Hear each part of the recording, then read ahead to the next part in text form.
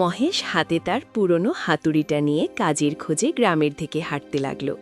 কিছু লোক চৌপালে বসেছিল। মহেশ সামনে এগোতেই পেছন থেকে ফিসকিসানি শুরু হয়ে গেল। আরে দেখো দেখো, লোহার মিস্ত্রি মহেশ কাজ খুঁজতে যাচ্ছে। কাজ? এর কাছে কি কোনো দক্ষতা আছে, নাকি শুধু একটা হাতুড়ি? রোজ বের হয়, রোজই খালি হাতে ফিরে আসে বেচা। আরে মহেশ, আজ কোন মহল বানাতে যাচ্ছে? মহেশ তার ছোট্ট দোকানে পৌঁছাল। সে ভাটির সামনে বসে আগুন জ্বালানোর চেষ্টা করল। একটু ধোঁয়া উঠল, তারপর আবার নিভে গেল। মহেশ হাতুড়িটা মাটিতে রেখে ফাঁকা রাস্তার দিকে তাকিয়ে রইল। আহা, আজও কোনো গ্রাহক এলো না। আমার কপালে কি শুধু এভাবেই বসে থাকা লেখা আছে? ঘণ্টার পর ঘণ্টা কেটে গেল, কিন্তু দোকানে কেউ থামল না। ঠিক তখনই দূর থেকে মহেশের স্ত্রী সরোজকে দৌড়ে আসতে দেখা গেল। শুনছো শুনছো, তাড়াতাড়ি বাড়ি চলে। কি হয়েছে সরোজ, এভাবে দৌড়াচ্ছ কেন? মা মা অজ্ঞান হয়ে গেছেন। সকাল থেকে কিছু খাননি, দুর্বল হয়ে মাটিতে পড়ে গেছেন। কি, মা অজ্ঞান? চল তাড়াতাড়ি বাড়ি চল। দুজনেই দ্রুত বাড়ির দিকে রওনা দিল। বাড়িতে পৌঁছে মহেশ দেখল তার বৃদ্ধ মা মাটিতে শুয়ে আছেন। তার মুখটা একেবারে ফ্যাকাশে হয়ে গেছে। মা, মা চোখ খোলো মা। মহেশ, কাল থেকে বাড়িতে চুলা জ্বলেনি। আমি না খেয়ে থাকতে পারি, কিন্তু মা কালও কিছু খাননি। এই বয়সে তার শরীর আরও খারাপ হয়ে যাচ্ছে। মহেশ মায়ের পাশে বসে পড়ল। তার চোখে পানি চলে এলো। সব আমার দোষ মা, আমি ছেলের দায়িত্ব পালন করতে পারিনি। আমার কারণেই তোমার এই অবস্থা হয়েছে। সেই রাতে মহেশের আর ঘুম আসেনি। মায়ের অজ্ঞান হয়ে যাওয়া আর স্ত্রীর চোখের পানি সবকিছুই মহেশের মনে ঘুরপাক খেতে লাগল।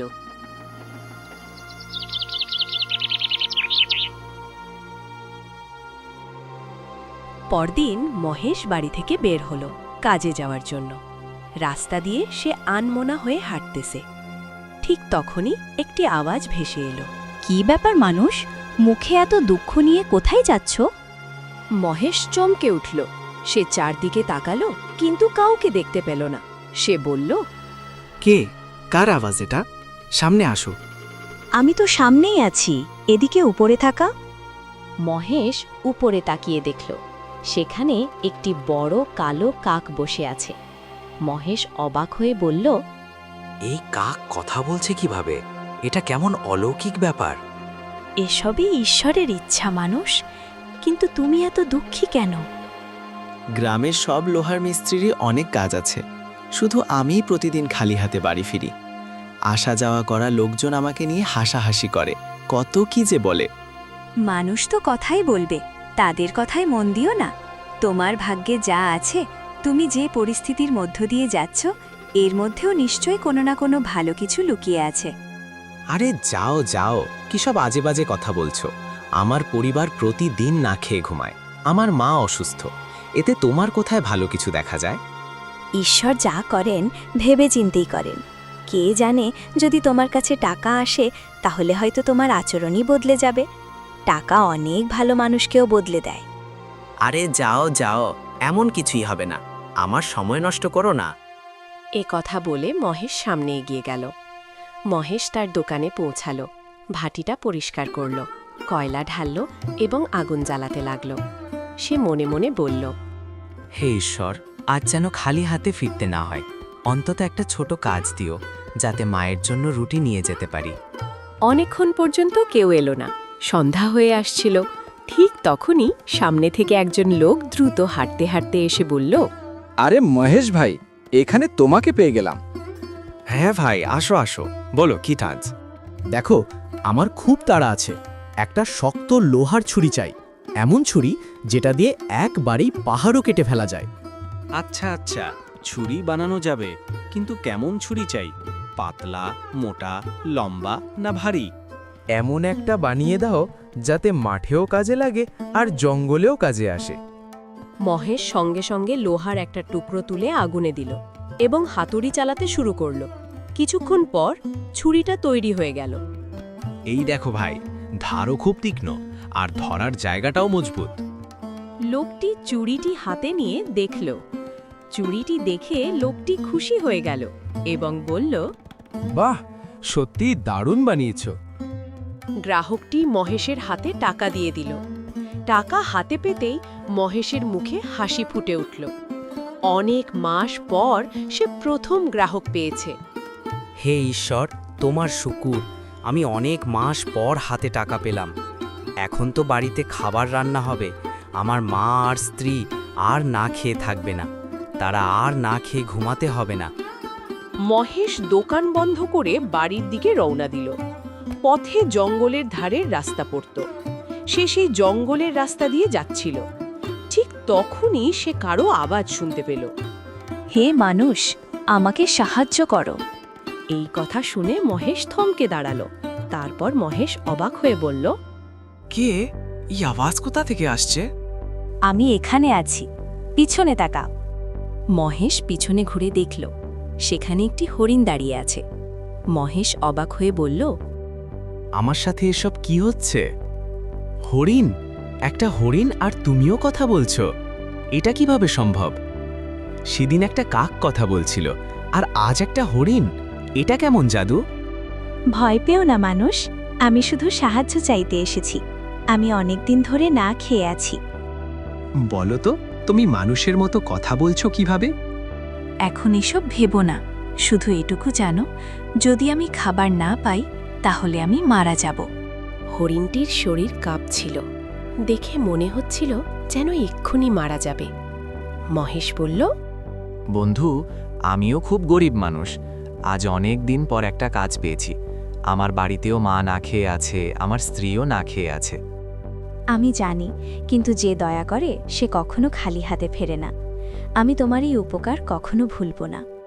মহেশ দ্বিধায় পড়ে গেল। সে বুঝতে পারছিল না যে এখন কি করবে। তারপর সে বলল, যদি আমি তোমাকে খাবার দিই, তাহলে আমার বাড়ির লোকেরা কি খাবে? তারাও তো ক্ষুধার্ত। যদি আজ তুমি আমাকে ছেড়ে দাও, তাহলে সূর্য ওঠার আগেই আমি মারা যাব।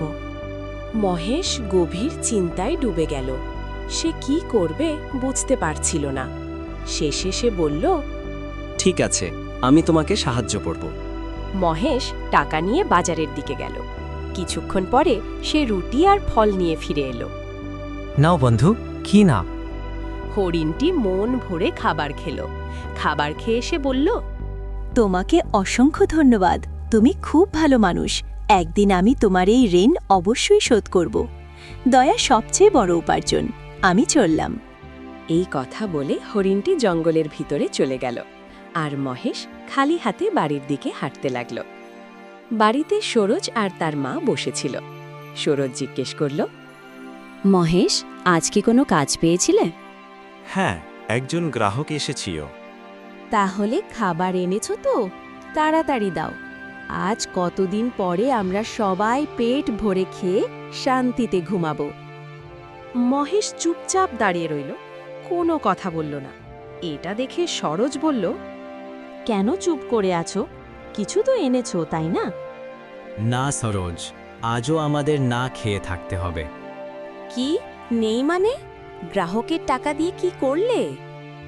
পথে একটা ক্ষুধার্ত হরিণ পেলাম। আমি সেই টাকা দিয়ে তাকে খাবার খাইয়ে দিয়েছি। কি, তুমি কি পাগল হয়ে গেছো? তোমার নিজের বাড়িতে স্ত্রী না খেয়ে আছে, মা অসুস্থ, আর তুমি পশুকে খাওয়াচ্ছ? এত মহান হওয়ার শখ তোমার? সে মরতে বসেছিল সরোজ। আমি কিভাবে নিজের চোখের সামনে এরকম একটা প্রাণীকে মরতে দেখতে পারি? আর আমরা কি বেঁচে আছি? ক্ষুধা কি কম কষ্ট দেয়? একটা প্রাণী কষ্ট পাচ্ছে, সেটা দেখলে আর আমাদের কথা একবারও মনে পড়ল না? মহেশের চোখে পানি চলে এলো। সরোজ বলল, দয়া দিয়ে পেট ভরে না। তোমার এমন কাজের কারণেই আজ আমরা এই অবস্থায় আছি। মহেশ আর কিছু বলল না। সে একটু পানি খেল এবং চুপচাপ শুয়ে পড়ল।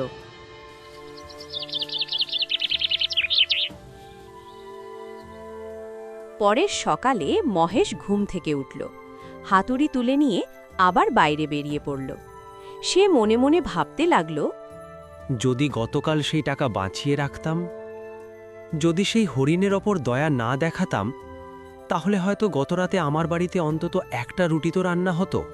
সব সময় ভালো কাজ কাজে আসে না মহেশ। কখনো কখনো মানুষের নিজের পরিবারের কথাও ভাবতে হয়। আমার মা না খেয়ে ঘুমিয়েছে, সরোজের চোখে ছিল অশ্রু, আর আমি পশুর ওপর দয়া করে বেড়াচ্ছিলাম। এটাই কি আমার ভাগ্য? এভাবে ভাবতে ভাবতে মহেশ বাজারে পৌঁছে গেল, কিন্তু কোনো গ্রাহক এলো না। ধীরে ধীরে সন্ধ্যা নেমে এলো। আজও কেউ এলো না। আরে ওপরওয়ালা, আমি কোন পাপের শাস্তি ভোগ করছি? মহেশের চোখ থেকে অশ্রু ঝরতে লাগল। ঠিক তখনই ঝোপের মধ্যে নড়াচড়া হলো এবং সেই একই হরিণটি বেরিয়ে এলো। মহেশ চমকে উঠে বলল, তুমি আবার চলে এসেছো? তুমি কাঁদছো কেন মহেশ? কি হয়েছে? কাঁদবো না তো কি হাসবো? সব তোমার কারণেই হয়েছে। আমার কারণে? আমি আবার কি করলাম? আমি তোমার কোনো ক্ষতি করিনি। হ্যাঁ, কাল তোমাকে খাবার খাইয়েছি আর আমার পরিবার না খেয়েছিল। আজও কোনো গ্রাহক আসেনি। আমার ভাগ্যই খারাপ। আমার মা অসুস্থ। তোমার উপর দয়া দেখানোই আমার জন্য অনেক বড় ক্ষতি হয়ে গেল। হরিণটি কিছুক্ষণ চুপ করে রইল। তারপর হঠাৎ তার শরীর থেকে সোনালি আলো বেরোতে লাগল। পুরো হরিণটি যেন সোনার মতো ঝলমল করতে লাগল। মহেশ অবাক হয়ে বলল, এটা কি? তুমি এভাবে জলজল করছো কেন? তুমি আসলে কে? মহেশ, আমি সাধারণ হরিণ নই। আমি এক জাদুকরী হরিণ, যে সৎ হৃদয়ের মানুষের সাহায্য করে। জাদুকরী হরিণ? মানে তুমি কোনো অলৌকিক হরিণ? হ্যাঁ, তুমি গতকাল নিজের ক্ষুধা ভুলে আমাকে সাহায্য করেছিলে, তাই আমি তোমাকে একটি বর দিতে চাই। বর? সেটা কিভাবে? আমি তো কিছুই বুঝতে পারছি না। হ্যাঁ, তুমি একটি প্রার্থনা করতে পারো। যা চাইবে তাই সত্যি হবে। আমি তোমার জন্য ঈশ্বরের কাছে দোয়া করব। মহেশ কিছুক্ষণ ভাবল। অনেকক্ষণ ভেবে সে বলল, যদি সত্যিই তুমি জাদুকরী হও, তাহলে আমার একটা কথা শোনো। আমি চাই আমার কাছে অনেক গ্রাহক আসুক। আমি লোহা দিয়ে যাই বানাই তা যেন খুব মজবুত, সুন্দর আর টেকসই হয়। গ্রামের লোক যেন আর কোনো লোহার মিস্ত্রির কাছে না যায়, সবাই যেন শুধু আমার কাছেই আসে। মহেশ, আমি তোমার জন্য দোয়া করতে পারি, কিন্তু একটি শর্ত আছে। শর্ত? আচ্ছা বলো, তোমার কেমন শর্ত? তোমাকে সবসময় দরিদ্র ও অভাবীদের সাহায্য করতে হবে। কাউকে ছোট মনে করা যাবে না। যদি তুমি স্বার্থপর হয়ে যাও, তাহলে এই আশীর্বাদ শেষ হয়ে যাবে। না বন্ধু, আমি এমন হব না। আমি সবাইকে সাহায্য করব। তুমি আমাকে আশীর্বাদ দাও। ঠিক আছে, তুমি যেমন বলবে। হঠাৎ চারদিকে তীব্র আলো ছড়িয়ে পড়ল। সোনালি রশ্মি মহেশের উপর পড়ল। মহেশ, তোমার প্রার্থনা পূর্ণ হয়েছে। এখন তোমার হাতুড়ি কখনোই খালি থাকবে না। এই কথা বলে হরিণটি হঠাৎ অদৃশ্য হয়ে গেল। মহেশের মুখে হাসি ফুটে উঠল। ঈশ্বর আমার কথা শুনেছেন, এখন আর আমি গরিব থাকব না। মহেশ দ্রুত পায়ে বাড়ির দিকে রওনা গেল। পরের সকালে মহেশ হাতুড়ি তুলে বাজারের দিকে গেল, কিন্তু নিজের দোকানের কাছে পৌঁছাতেই সে অবাক হয়ে গেল। তার দোকানের সামনে ভিড় লেগে আছে। এত মানুষ আমার দোকানে! আরে মহেশ, এখন এলে? আমরা তো সকাল থেকেই দাঁড়িয়ে আছি। সকাল থেকে এত মানুষ? হ্যাঁ ভাই, আমার বাড়ির সব লোহার জিনিস বানাতে হবে। দরজা, কুণ্ডি, তালা, যন্ত্রপাতি সব তোমাকেই বানাতে হবে। না না মহেশ, আগে আমার কাজটা করো। আমার ক্ষেতের সব যন্ত্রপাতি ভেঙে গেছে। আজ ঠিক না হলে ফসল নষ্ট হয়ে যাবে। মহেশ ভাই, তোমার হাতে আলাদা জাদু আছে। তুমি যা বানাও তা অনেক বছর টিকে থাকে, তাই গ্রামের সবাই এখন তোমার কাছেই আসছে। একটার পর একটা আওয়াজ উঠতে লাগলো। মহেশ বলল, আরে আরে ভাইরা, সবার কাজই হবে। একটু ধৈর্য ধরো, একে একে সবার পালা আসবে। আমি কাউকে খালি হাতে ফিরিয়ে দেব না। সেদিন মহেশের হাতুড়ি একবারও থামেনি। একের পর এক গ্রাহক আসতেই থাকলো। মহেশ যে জিনিসেই হাত দিত সেটাই মজবুত আর সুন্দর হয়ে যেত। সন্ধ্যায় দোকান বন্ধ করে মহেশ টাকা গুনতে লাগলো। এত টাকা! বাহ বাহ, সেই জাদুকরী হরিণের কথা তো সত্যি হয়ে গেল। আজ তো বড় ভোজ হবে।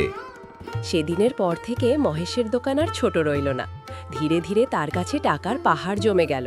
সে বড় কারখানা বানিয়ে ফেলল, নতুন নতুন ভাটি বসালো, নতুন যন্ত্রপাতি আনলো।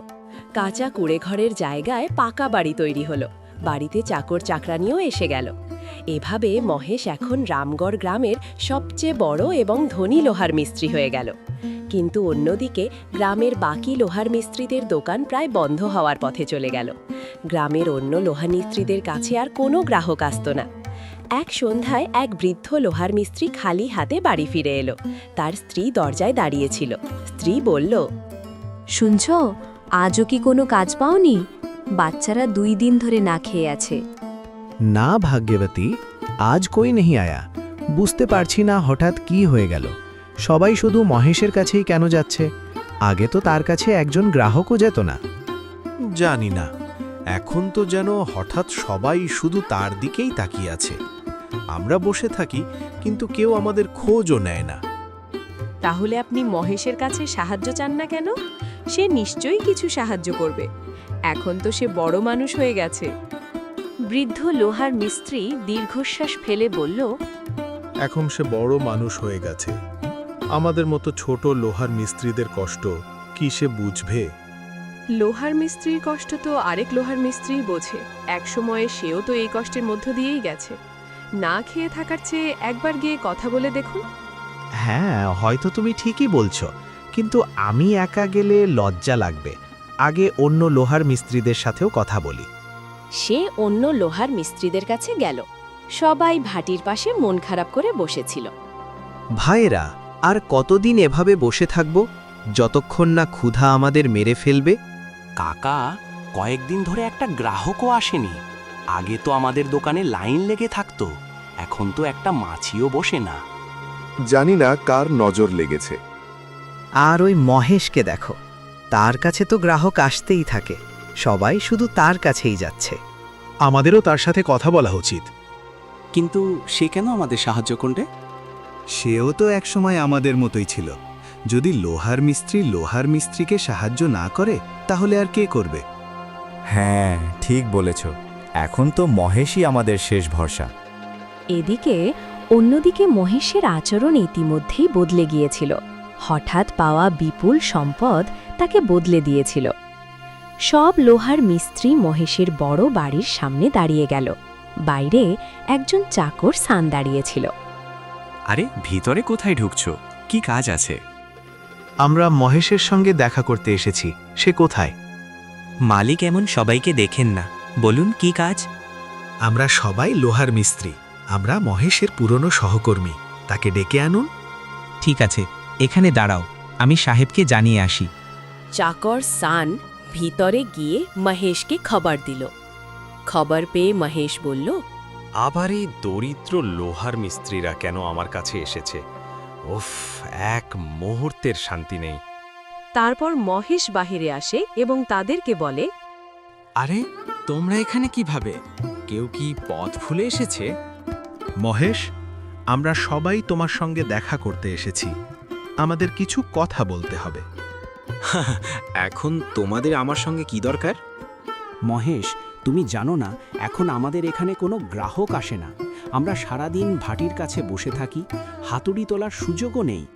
ঘরে বাচ্চারা কাঁদছে, নারীরা ক্ষুধার্ত ঘুমাচ্ছে।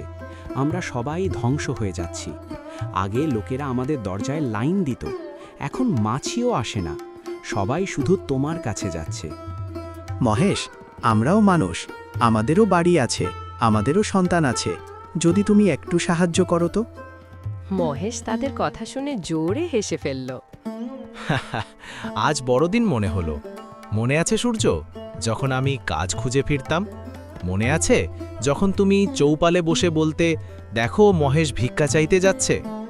তখন তুমি আমার বাচ্চাদের ক্ষুধা দেখোনি, তখন আমার মায়ের ক্ষুধা দেখোনি, আর আজ এসে সাহায্য চাইছো? ভুল হয়েছে মহেশ, আমি তখন তোমাদের সমস্যা বুঝতে পারিনি, কিন্তু এখন আমি ক্ষমা চাইছি। ভুল নয়, তোমরা তো প্রতিদিন আমার উপহাস করত। আজ আমার পালা হাসবার। বাকি লোহাররা হাত জোড় করে বলল, মহেশ, আমরা ভুল করেছি। তুমি আমাদের বাঁচাতে পারো। যদি তুমি আমাদের কাজ দাও, আমরা আমাদের আয়ের অর্ধেক ভাগ তোমাকে দেব। শুধু আমাদের বাঁচতে সাহায্য করো। পেট ভরে খাওয়ার মতো কাজ দাও। অর্ধেক ভাগ? এখন কি ব্যবসা করতে এসেছো সূর্য? তুমি তো খুব সাহসী ছিলে না, এখন কোথায় গেল তোমার অহংকার? সূর্য ও বাকি লোহাররা মহেশের কটু কথা শুনে চুপ হয়ে গেল। ঠিক আছে, আমি তোমাদের সাহায্য করব। সত্যি, ঈশ্বর তোমার কল্যাণ করুক মহেশ। আগে আমার পুরো কথা শোনো। মহেশ সূর্যের কাছে গিয়ে দাঁড়ালো। আমি শুনেছি সূর্য, তোমার মেয়ে খুব সুন্দর, যুবতী, নির্দোষ। যদি তুমি তোমার মেয়েকে আমার সঙ্গে বিয়ে করে দাও, তখনই আমি তোমাদের সবাইকে কাজ দেব। মহেশের কথা শুনে সবাই অবাক হয়ে গেল। সূর্য রেগে বলল, তুমি কি বলছো? আমার মেয়ে এখনো শিশু। আমি বড় মানুষ, আমার কাছে ধন সম্পদ আছে, আমি যা চাইতে চাই তা করতে পারি। ভাবো না যে তোমার মেয়ে আমার বড় বাড়িতে রাজ করবে। ধন তোমাকে অন্ধ করেছে মহেশ, তুমি ভুলে গেছো তুমি কে। আমার মেয়ে কোনো ব্যবসার অংশ নয়, আমি আমার মেয়ের জীবন নষ্ট করতে দেব না। তুমি এখন আর সেই মহেশ নও, ধন তোমাকে বদলে দিয়েছে। একদিন তোমাকে নিজের কাজের জন্য কাঁদতে হবে। ঠিক আছে, তাহলে চলে যাও, এখানে থেকো আর ক্ষুধার্ত মরার জন্য প্রস্তুত থাকো। আমরা সাহায্য চাইতে এসেছিলাম, অপমান সহ্য করতে নয়। যাও যাও, আমার তোমাদের দরকার নেই। আমি এত ধনী, আমি অন্য কারো সঙ্গে বিয়ে করব। তোমরা আমার টাকার ছাড়া মরতেই হবে। সব লোহার মিস্ত্রি চলে গেল। দূর থেকে মহেশের স্ত্রী এবং মা এই সব কথোপকথন শুনছিল। এ কি, এ আমার ছেলে হতে পারে না। তখনই সরোজ কান্না করতে করতে বলল, তুমি গরিব থাকলেও মানুষ ছিলে, এখন ধনী হওয়ার পর পশু হয়ে গেছ। তুমি কি নিজের বউয়ের সাথে বিশ্বাসঘাতকতা করছো? অন্য মেয়ের কথা কিভাবে ভাবতে পারছো? টাকা তোমাকে পাগল করে দিয়েছে। আমি তোমাকে ক্ষুধার্ত দিনে কখনো ছাড়িনি। আমি সব সময় তোমার পাশে ছিলাম, আর আজ তুমি আমাকে ছাড়ছো? আমি এমন লোকের সঙ্গে থাকতে পারবো না যার হৃদয় মরেছে। তুমি আর আমার স্বামী নও। আর যাও যাও যাও, আমার কাছে টাকা আছে, চাকর আছে, বাড়ি আছে, আমার কারো দরকার নেই। তুমি গেলে তুমি দুঃখ করবে। আমি ক্ষুধার্ত থাকব, কিন্তু এমন ভ্রান্ত লোকের সঙ্গে কখনো থাকব না। মা ও সরোজ মহেশকে ছেড়ে চলে গেল। মহেশ গর্বে ভরে ভিতরে ঢুকতে লাগল। ঠিক তখনই হঠাৎ ওপর থেকে একটি তীব্র আওয়াজ শোনা গেল। একটি বড় কালো কাক বসেছিল। আরে, ও লোভী মহেশ! তুমি কি সেই কালো কাক যেদিন আমাকে জ্ঞান দিয়েছিলে? হ্যাঁ, আমি সেই যে তোমার জ্ঞান দিয়েছিলাম। আরে, আবার এসে বক্তৃতা দিতে? এখন দেখ, আমার কাছে আছে বাড়ি, টাকা, চাকর। ঠিক তখনই তীব্র আলো ঝলমল করতে লাগল। কালো কাকটি হঠাৎ সোনালি জাদুকরী হরিণে রূপান্তরিত হল। এ কিভাবে সম্ভব? তুমি তো সেই হরিণ যে আমার জন্য ঈশ্বরের কাছে দোয়া করেছিল। হ্যাঁ মহেশ, আমি সেই কাকও আর সেই হরিণও। আমি তোমার প্রতিটি পদক্ষেপ দেখছি। আমি তোমার হৃদয়ে ভালোবাসা দেখেছিলাম। আমি ভেবেছিলাম যদি তোমার জন্য দোয়া করি, তুমি অন্যদের দুঃখ বুঝবে এবং তোমার মতোদের সাহায্য করবে। কিন্তু তুমি কি করেছ? আমি কি করেছি? ধনী হয়ে তুমি পাথরের মতো কঠিন হয়ে গেছ। তুমি লোহার মিস্ত্রিদের উপহাস করেছ, সূর্যের কন্যার প্রতি নজর রেখেছ, তোমার স্ত্রীকে প্রত্যাখ্যান করেছ, তোমার মায়ের হৃদয় ভেঙেছ। তোমার লজ্জা হলো না? হরিণের ক্রোধ বাড়তে লাগল। তার চোখ থেকে আলো বের হতে লাগল। হঠাৎ হরিণটি একটি বিশাল ভয়ঙ্কর নরওয়াল সদৃশ উগ্রভূতের রূপ নিল। না না, আমাকে ক্ষমা করো, আমার ভুল হয়েছে। তুমি দয়া পাওয়ার যোগ্য নও। তুমি অনেককে কাঁদিয়েছ, আজ তুমি কাঁদবে। ভয়ঙ্কর নরওয়ালমুখী হরিণ লাফ দিতে যাচ্ছিল। ঠিক তখনই সূর্য এসে পৌঁছাল এবং তার সামনে দাঁড়িয়ে গেল। তুমি একে বাঁচাচ্ছ, এটা তোমার মেয়ের দিকে নজর দিয়েছে। ভুল করেছিলাম, এটা খুব বড় ভুল ছিল, কিন্তু তখন আমি টাকার প্রতি অন্ধ হয়ে গিয়েছিলাম। ক্ষুধা আমাকে শিখিয়েছিল, আর অহংকার আমাকে ভুলে যেতে বাধ্য করেছিল। যদি তুমি সুযোগ পাও তাহলে সব ঠিক করতে পারবে। দেখ মহেশ, যার তুমি সবচেয়ে বেশি কষ্ট দিয়েছিলে সে আজ তোমাকে বাঁচাচ্ছে। আমি অন্ধ হয়ে গিয়েছিলাম, টাকা আমার চোখ বন্ধ করে দিয়েছিল। আমি আমার প্রিয়জনদের হারিয়েছি, আমাকে ক্ষমা করো। এখনো দেরি হয়নি মহেশ, তুমি এখনো সব ঠিক করতে পারো। আমি সবাইকে সাহায্য করব। আমি তোমার মা ও সরোজের কাছেও ক্ষমা চাইতে বলবো। ঠিক আছে, কিন্তু এক শর্ত আছে মহেশ, তোমার দান বদলাতে হবে। এখন শুধু তুমি নয়, সব লোহার মিস্ত্রিদের কাজ হবে যাতে কেউ অহংকারী না হয়। হঠাৎ তীব্র সোনালি আলো ছড়িয়ে পড়ল এবং হরিণ অদৃশ্য হয়ে গেল। মহেশ সূর্যের সামনে হাত জোর করে বলল, আমাকে ক্ষমা করো সূর্য, আমি তোমার হৃদয় কষ্ট দিয়েছি। ভুল মানুষ করে, আর তুমি তো নিজের ভুলের মূল্য বুঝে গেছো। এই ঘটনার পর থেকে রামগড়ের সব লোহার মিস্ত্রিদের কাছে গ্রাহক আসতে লাগল। কেউ ক্ষুধার্ত থাকল না, আর সবাই সুখী ও সমৃদ্ধ হয়ে উঠল।